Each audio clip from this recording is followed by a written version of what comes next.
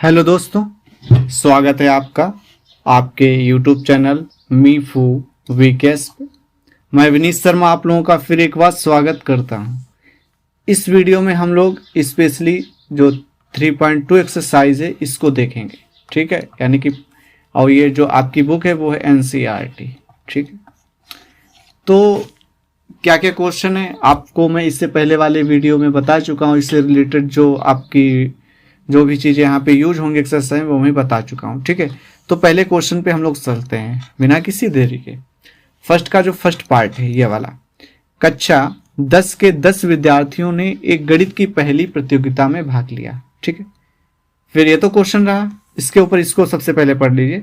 निम्न समस्याओं में रैखिक समीकरणों के युग्म बनाना है, रैखिक समीकरण युग्म बनाना है और उनके ग्राफीय विधि से हल करना है। यानी कि ग्राफीय विधि से आपको क्या करना है, सॉल्व आउट करना है, ठीक है।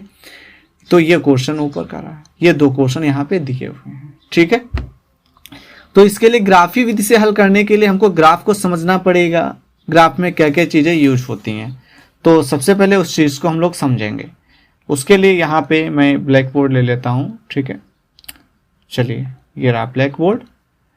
और सबसे पहले देखिए, ऐसे आपको शायद जिन स्टूडेंट को नहीं पता हो तो ये एक एच होती है, इसको एक्स एच बोलते हैं। ये y होता है, इसको वाई एच बोलेंगे, ठीक है। ये एक्स एच होती है और ये होता है आपका y, सॉरी ये आपका, इसको इरेज कर लेते हैं, एक्स एच हो गई है। और ये जो अच होती है इसको कहते हैं वाई एच बोलते हैं, ठीक।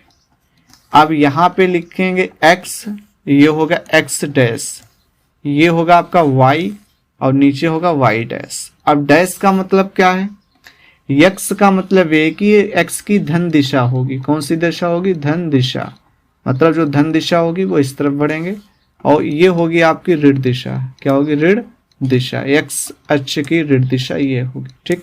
इसी तरह डैश होती है आपकी ऋण दिशा होती है, y की ऋण दिशा हो जाएगी, ठीक है। और ये होगी आपकी धन दिशा किस अक्ष की, y अक्ष की होगी धन दिशा, ठीक। ये तो बात हो गई, ठीक है।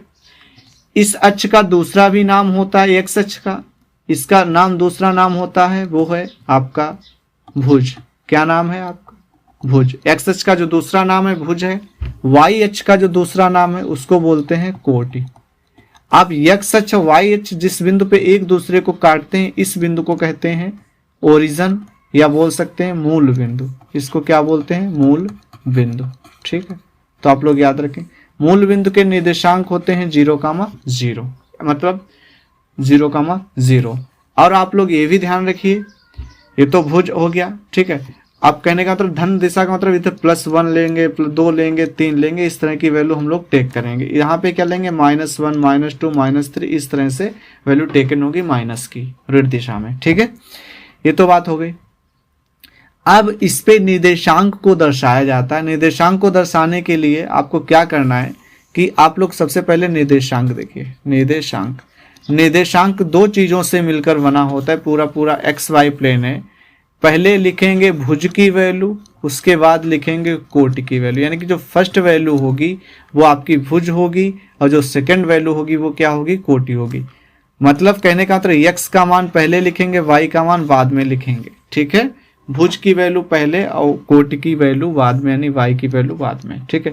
जैसे x की वैल्यू आई 2 और y की आई -3, तो निर्देशांक बनेगा वो बनेगा 2 का -3 बनेगा, ठीक है। तो आप लोग ये भी याद रखेंगे, ठीक। ये तो हो गया। अब x अक्ष पे जो y का निर्देशांक है वो 0 होता है, मतलब y का डिस्टेंस, जैसे मैंने लिखा 0,2, तो ये x अक्ष का वैल्यू 0 है। तो अब ये किस अक्ष पे लोगे, y अक्ष पे लोगे, ठीक है। ये मैं आपको बताऊंगा क्वेश्चन में ही, ठीक है। आप लोग इतना इसको स्क्रीनशॉट लेके इसको नोट कर सकते हैं, ठीक है, या माइंड में डाल लीजिए आप लोग। अब बढ़ते हैं हम लोग क्वेश्चन की तरफ। तो ये है क्वेश्चन आपका फर्स्ट, युग्म बनाना है, फिर ग्राफीय विधि से हल करना है। तो आइए चलते हम लोग डायरेक्ट क्वेश्चन। तो क्वेश्चन पे चलने के लिए तो ये पूरी एक्सरसाइज, ये रहा आपका पहला क्वेश्चन, ठीक है।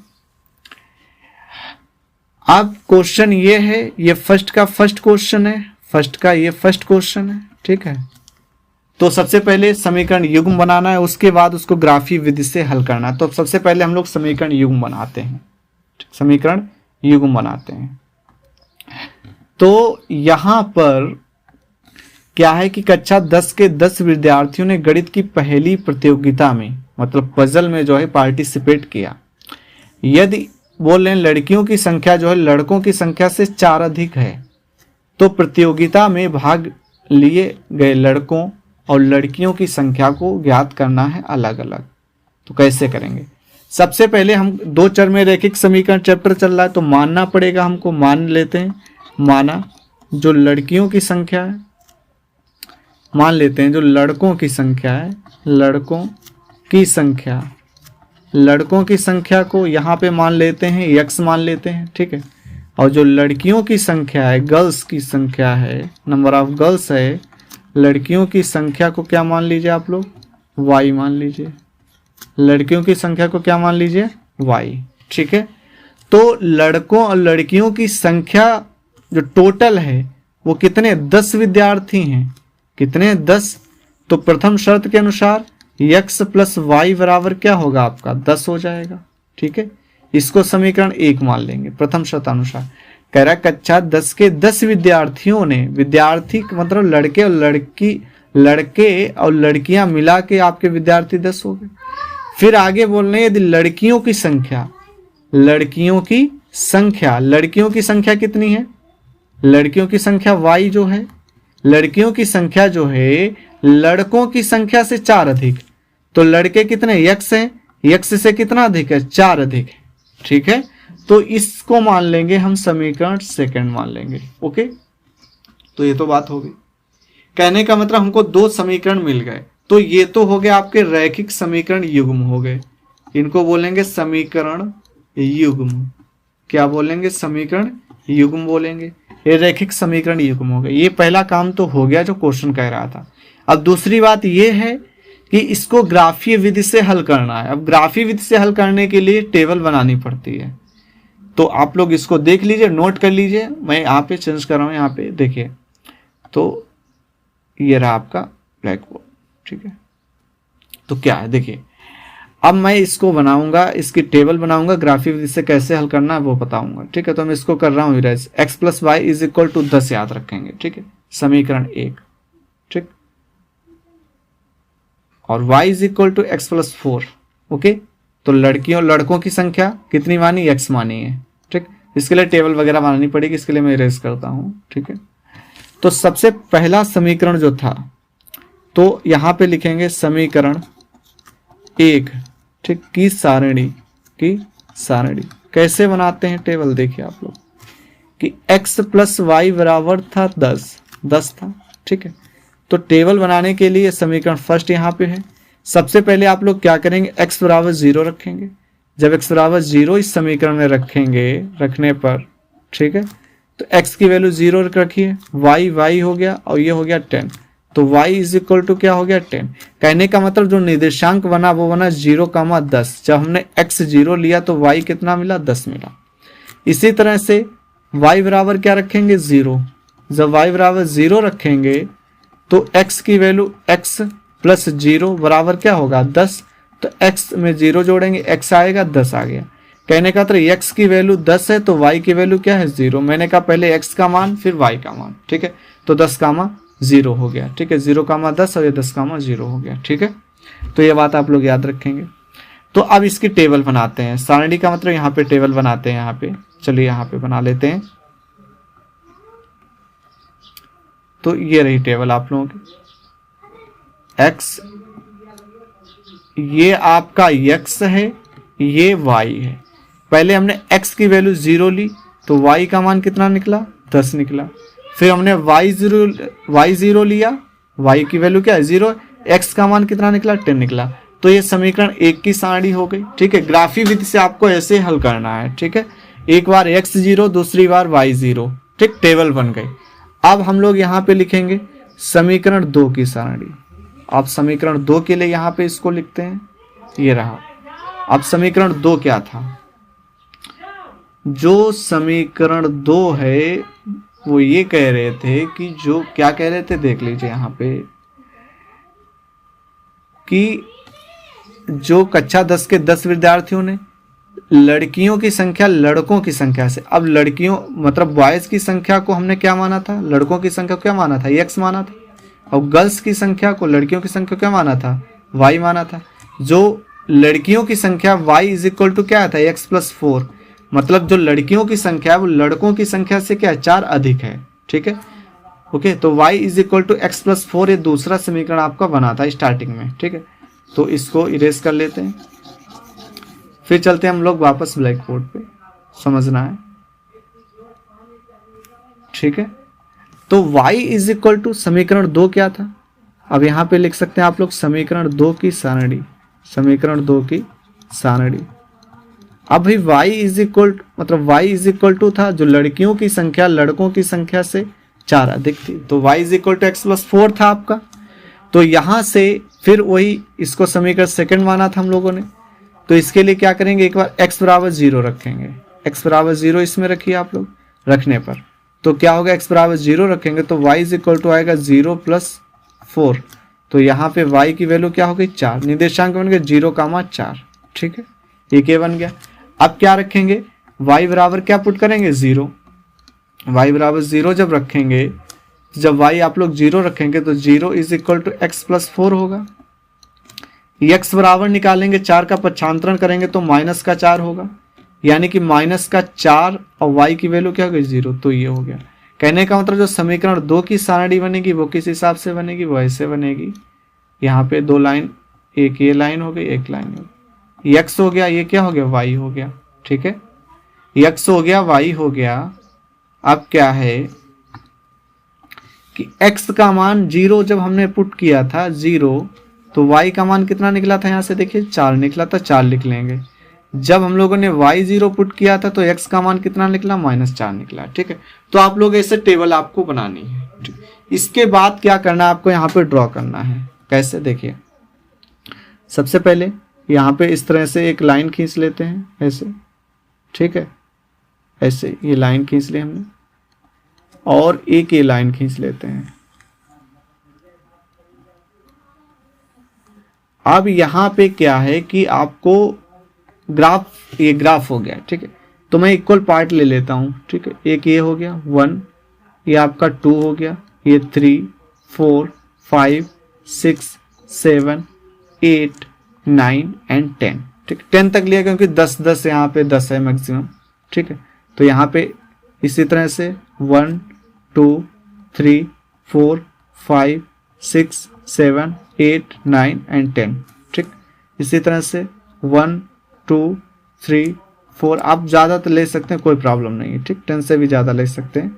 इस तरह से इक्वल पार्ट यहाँ पे ले लेते हैं। ग्राफ नहीं तो मैं ऐसे बना के आपको समझा रहा हूँ। ठीक है, ये आपका हो गया मूल बिंदु। अब यहाँ पे हम लोग नंबर्स लिख लेते हैं। ये आपका 1 हो गया, ये क्या शो करेगा 3 को, ये 4 को, ये 5 को, ये 6 को। अच्छा एक मिस हो गया, सॉरी, यहाँ पे 3 आएगा। ये 3 हो गया, ये 4 हो गया, 5 हो गया, 6 हो गया, 7 हो गया, 8 हो गया, 9 हो गया एंड 10 हो गया। ठीक है, इसी तरह से 1, 2, 3, 4, 5, 6, 7, 8, 9 एंड 10 हो गया। ठीक है, इस तरफ क्या होगा, ये x होता है और ये होता है x डैश। ठीक है, यहाँ पे क्या -1, -2, -3, -4, -5, इस तरह से आगे जाएगा। ये आपका -1, -2, -3, -4, -5। ठीक, इस तरह से लिख लेंगे। अब आप लोग देखिए कि x की वैल्यू क्या है, यहाँ पे x की वैल्यू 0 है, y का मान 10 है। अब देखिए ये YH हो गई आपकी, ये YH हो गई। ठीक है, ये वाली कौन सी YH है, तो y 10 यहाँ पे है तो ये y 10 हो गया। अब यहाँ पे x का मान मतलब x का मान 0 है तो ये यहीं पे रहेगा। कहने का मतलब YH पे x 0 होता है, तो इसको हम लिख सकते हैं, क्या लिख सकते हैं, 0,10, 0,10 हो गया। फिर आप लोग यहाँ पे देखिए x का मान कितना 10 है, तो यहाँ पे 10 हो गया 10। और y क्या है, यहाँ पे 0 है, तो यहाँ पे इसको लिख सकते हैं यहाँ पे 10,0। ठीक, यानी कि ये वाला निर्देशांक हो गया 10,0 और ये वाला हो गया 0,10। इसको a मान लीजिए, इसको क्या मान लीजिए, b मान लीजिए। अब इसको मिला दीजिए। पटरी से आप लोग क्या करें, कॉपी पे बड़ी आसानी से ऐसे करके मिला देंगे। इस तरह से आपको इसको मिलाना है। ठीक है, तो ये जो है ये ये ज्यामितीय निरूपण हो गया किस रेखा का, जो आपकी पहली रेखा थी x + y = 10, ठीक है, ये हो गया। फिर आपको समीकरण 2 की जो सारणी है वो क्या है, 0 4, x का मान 0 लेना है, सॉरी x का मान 0 लेना है, तो x का मान 0, अब x का मान 0 तो y पे होगा, और y की वैल्यू कितनी +4 है, तो यहाँ पे आएगा निर्देशांक ये वाला, तो इसको लिखेंगे हम लोग 0,4 लिख लेंगे, ठीक है, ये वाला, इसको c मान लीजिए, ठीक। फिर है -4,0, x लेना है -4, तो x -4 ये रहा आपका, ये वाला -4 रहा, अब y इस पे क्या हो जाएगा 0, तो -4,0, ये हो गया आपका D पॉइंट, ठीक। अब इसको आप लोग ज्वाइन करेंगे ऐसे, इसको ऐसे यहाँ से स्केल लेके यहाँ से ड्रॉ करेंगे तो ऐसे होके जाएगा, ठीक है। तो जब ऐसे जाएगा तो यहाँ पे ये रेखाएं क्या कर रही हैं, प्रतिच्छेद कर रही हैं। कहाँ पे प्रतिच्छेद कर रही हैं, ये देखिए, यहाँ पे रेखाएं एक दूसरे को प्रतिच्छेद कर रही हैं, ठीक है। तो यही जो प्रतिच्छेद बिंदु होगा जब आप लोग ग्राफ से देखेंगे, ठीक है, तो आपका ये प्रतिच्छेद बिंदु निकलेगा। अब ये प्रतिच्छेद बिंदु कितना निकलेगा, ठीक है, तो आप लोग देख सकते हैं ये जो प्रतिच्छेद बिंदु है जब आप स्केल से ग्राफ पे बनाएंगे तो बिल्कुल ऐसे मिलाएंगे यहाँ पे, तो ये 3 आ रहा है, तो ये 3 लिख देंगे यहाँ पे, और इधर से जब हम लोग ड्रॉ करेंगे तो लगभग आएगा आपका 7, लगभग क्या 7 ही आएगा, 3,7, ठीक है। तो यहाँ पे थोड़ा लग रहा है कि ये मैंने बनाया तो इधर उधर हो गया, बट आप कॉपी पे एकदम से जो समान ये मतलब ग्राफ पे बनाएंगे तो बिल्कुल इक्वल वैल्यू आएगी, इसका जो मतलब कटान बिंदु आएगा, प्रतिच्छेद बिंदु आएगा वो 3,7 आएगा, ठीक है। तो जो प्रतिच्छेद बिंदु हो गया ग्राफ से आपको ऐसे सॉल्व करना है, ग्राफी विधि यही विधि होती है। सबसे पहले क्या करेंगे, समीकरण 1 के लिए लिखेंगे, उसकी सारणी बनाएंगे, फिर समीकरण 2 में इस तरह से सारणी बनाएंगे, उसके बाद एक ग्राफ आप लोग बनाएंगे, तो ये जो होगा यही आपका ग्राफीय निरूपण है, ओके।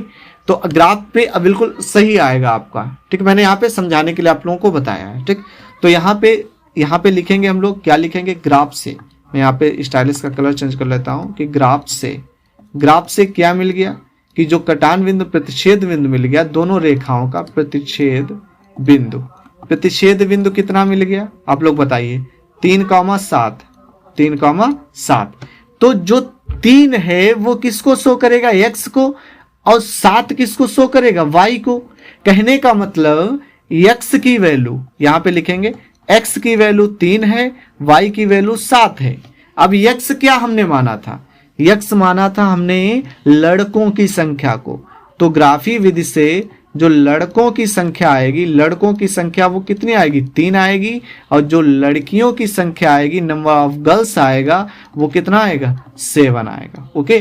तो आप लोगों को ऐसे करना है, लड़कों की संख्या x मानी थी तो पहला नंबर हो गया 3, x लड़कों की संख्या, और दूसरा नंबर 7 है, वो है लड़कियों की संख्या 7, ओके। तो आपको ऐसे करना है, तो आपको चेकआउट करना है, लड़कों की संख्या 3, लड़कियों की संख्या 7, ठीक। ओवरऑल ऐसे आपको ग्राफ बनाना है। अगर प्रॉब्लम आ रही तो आप कमेंट कर दीजिए, मैं आपको फिर से ही समझाऊंगा, ठीक है। तो 3 और 7 कैसे चेक करेंगे आंसर सही या गलत है, आइए देखते हैं। तो मैं इसको आप लोग स्क्रीनशॉट लेके इसको कॉपी पे आप एक कॉपी बना लीजिए, एकदम से फेयर कॉपी, आप उसमें सारे क्वेश्चन बिल्कुल लिखते जाइए, एक एक क्वेश्चन आपका कंप्लीट होता जाएगा, और ना आपको कोचिंग जाने की जरूरत है और ना ही आपको, ठीक है, और कहीं पढ़ने की जरूरत है। अगर आपको वीडियोस बार बार देख रहे हैं और प्रैक्टिस कर रहे हैं तो आई थिंक आप कवर कर लेंगे मैथ को, ठीक है। और बाकी जो प्रॉब्लम्स हो रही है उसके लिए मैं अवेलेबल हूं यहाँ पे, ओके। तो इसको चेकआउट करते हैं सही या गलत है। आइए चलते हैं क्वेश्चंस पे। क्वेश्चन क्या था देखिए, अब यहाँ पे देखिए कह रहा था कि 10 विद्यार्थी, तो लड़कियों की संख्या देखिए भाई, एक 3 आया था, एक वैल्यू 7 आया था, एक वैल्यू क्या आया था 3 आया था, दूसरी वैल्यू 7 आई थी, मतलब ये संख्या जो है किसकी थी, बॉयज की, लड़कों की, और ये संख्या थी किसकी, गर्ल्स की, लड़कियों की, ठीक है।